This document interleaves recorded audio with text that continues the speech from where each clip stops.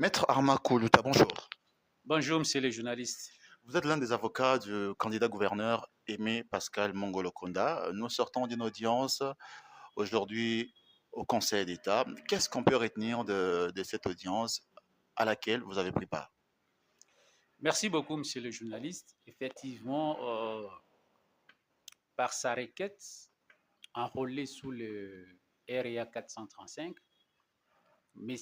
Kosokevani Lebon a saisi le Conseil d'État dans une procédure de rectification d'erreurs matérielles contenue dans l'arrêt du Conseil d'État sous le REA 432, rendu en date du 27 juin 2024, par lequel l'arrêt, le Conseil d'État avait rejeté le fin de non-recevoir développé par l'intimé Kosokevani et statuant à nouveau, faisant ce qu'aurait dû faire le premier juge, cela veut dire la Cour d'appel de Maindombi, faisant office de la Cour administrative d'appel, a annulé la décision numéro 030 bar CENI bar AP bar 2024 du 29 mai 2024 qui avait provisoirement proclamé élu M. Kosokevani Lebon, gouverneur de la province de Maindombe, et M. Fourou, vice-gouverneur. Lors de cette audience, tenue en ce 4 juillet 2024, le Conseil d'État est revenu par 3 reprises en posant la question aux demandeurs, Ken Kosokevani Lebon, par biais de ses multiples avocats, je crois que 10 ou 7 avocats, en quoi consiste l'erreur matérielle que vous reprochez et laquelle erreur est contenue dans l'arrêt REA 432. En lieu et place d'une réponse adéquate aux questions du Conseil d'État, les avocats de ces derniers se sont bornés à développer le moyen qu'ils ont développé tant devant le premier juge, cela veut dire devant la Cour d'appel de Maindombe, faisant office de la Cour administrative d'appel, ainsi que devant le second juge, qu'est le Conseil d'État, qui a statué en dernier ressort. Et le Conseil d'État, par ces 3 questions, insistait sur la quintessence d'une telle saisine, parce qu'il n'arrivait pas à déceler à travers cette requête en quoi consistait sa saisine, que pouvait fonder cette requête en rectification d'erreurs matérielles contre l'arrêt REA 432. Ils ont parlé de défauts de qualité, ils ont parlé de défauts de motivation, ils ont parlé d'une contradiction entre le motif et le dispositif, ils ont parlé de ce qu'est la plainte de l'honorable Bola Bakali, député provincial, coopté Pascal Coutumier. Ils ont parlé de l'absence de motivation de l'arrêt, qui ne constitue pas, au regard de la loi, ce qui peut donner fondement à une requête en rectification d'erreurs matérielles. Il est un principe selon lequel spécialibus generalibus dérogant. La loi spéciale déroge au général. Le juge qui statue au degré d'appel en contestation des résultats n'est pas un juge administratif dans le cas d'espèce. C'est un juge de la sincérité des élections. Donc les juges du Conseil d'État voulaient avoir la réponse nette et claire sur ce qui pouvait constituer l'erreur ou des erreurs matérielles contenues dans son œuvre. Ce qui n'a pas été le cas? Ce qui n'a pas été le cas. Par 3 reprises, le président de chambre est revenu sur cela en posant 3 fois la question aux avocats du demandeur, M. Kosokevani Lebon. Dites au Conseil d'État en quoi consiste l'erreur que vous reprochez et laquelle erreur est contenue dans l'arrêt REA 432. Les avocats du candidat Kosokevani, Lebon, ont été dans l'incapacité, dans l'impossibilité de démontrer au Conseil d'État les erreurs qu'elles pensent être contenues dans l'arrêt REA 432 du Conseil. Mais lorsque pendant justement l'audience, vous demandez si les avocats du gouverneur provisoirement élu Nkoso Kevani sortent de quelle école, n'est-ce pas? Vous êtes allé un peu au-delà de vos limites. Merci beaucoup. Il est admis que, par respect de règles professionnelles et déontologiques, la courtoisie est une vertu recommandée aux professionnels que nous sommes. Il ne sert pas d'adresser des attaques contre son confrère. Et, excusez-moi, dans un contexte comme celui-là, étant humain, le lapsus linguae peut être glissé dans l'intervention d'un avocat.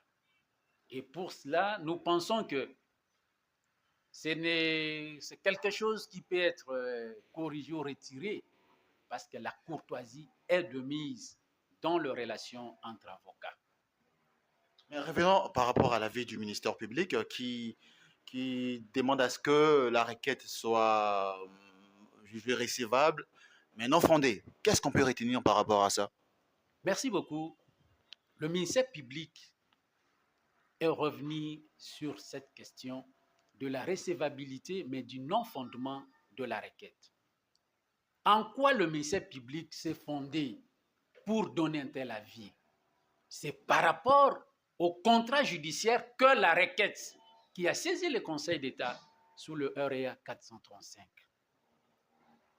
Tout le moyen épinglé dans cette requête par le demandeur Nkoso Kevani ne constitue pas, au regard de la loi, ce qui peut être dit ou déclaré comme erreur matérielle. Le ministère public, c'est l'organe de la loi. Il a constaté que tous ces moyens n'étaient que des moyens déjà développés par le premier et le second juge, développés par les parties devant le premier et le second juge. Mais parce qu'il est appelé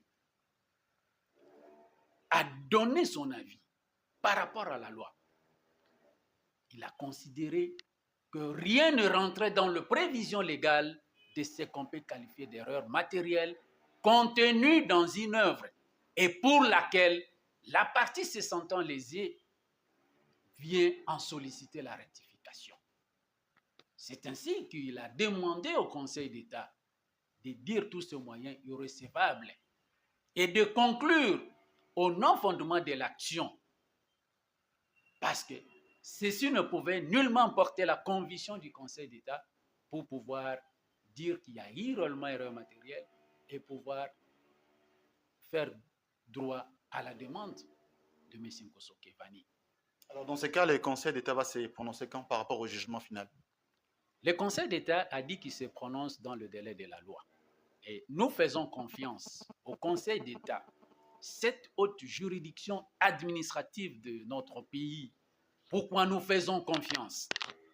2 semaines ne se sont pas encore écoulées que le Conseil d'État, qui est composé de hauts magistrats et de magistrats de carrière, de magistrats qui font la fierté de notre pays, de notre justice, ayant entendu les sons de partis dans la cause REA 432, le Conseil d'État a rendu sa décision en toute équité. Il y a la paix à travers toute la province de Mai-Ndombe. Tout le monde a dit que le Conseil d'État est une institution judiciaire qui mérite beaucoup de respect. Les arrêts qui le rendent sont des arrêts rendus en toute équité. Personne n'a critiqué cette œuvre parce qu'une œuvre rendue contradictoirement dans un tel contexte avait été accueillie par cette population de Mai-Ndombe, meurtrie longtemps par beaucoup de détracteurs. Et je vous avoue qu'il y a eu, au regard des informations qui nous sont parvenues, d'Inongo, de Nyoki, de Mouchi, de Kwamutu, de Kiri, d'Oshwe, de Koutou, des scènes de liesse. Cet arrêt du Conseil d'État sous le RIA 432 est venu redonner un espoir à cette province que vos cris de lamentation, vos pleurs ont été exaucés. Alors, qu'est-ce qui va arriver si peut-être le Conseil d'État arrivait à confirmer l'annulation? Quelle sera la partie suivante? Lorsque le Conseil d'État confirme l'arrêt RIA 432, il appartiendra à la CENI, la Commission électorale nationale, d'en tirer toutes les conséquences. Parce que nulle part dans la loi électorale, il n'est institué une troisième élection. C'est à la CENI de pouvoir considérer que dans le cas d'espèce, l'élection du second tour ayant été annulée, mais parce que aussi l'exécution d'une décision de justice doit être conforme à son dispositif. Nulle part, le Conseil d'État, dans son arrêt RIA, avait ordonné à la CENI, de pouvoir convoquer les électeurs pour une nouvelle élection second tour. Il appartiendra d'appliquer la jurisprudence électorale dans ce cas, de considérer que celle doit être tenue pour valable l'élection du premier tour. Et avec tout ce que nous connaissons, qui a eu comme résultat, et d'en tirer toutes les conséquences, en proclamant celui qui est dans la condition requise par rapport à la loi d'être proclamé définitivement gouverneur de la province de Maï-Ndombe ainsi que son vice-gouverneur. Voici ce que nous pouvons dire à ce stade. Maître Ramakoluta, merci beaucoup. Merci beaucoup, monsieur le journaliste.